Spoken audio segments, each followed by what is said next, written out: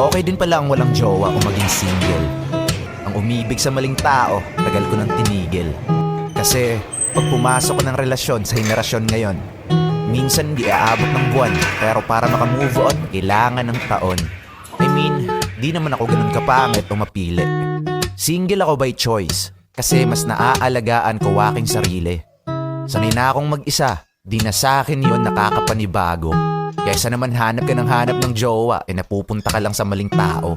Pinagtatawanan man ng iba dahil daw sa love life, ako ay kapuspalad.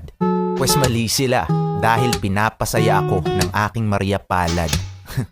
Tapos na ako sa pelikula, na kada gabi iyak at puro drama.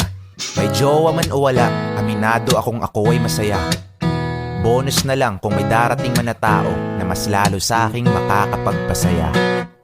Cause if you like the way you look that much, oh baby, you should go and love yourself.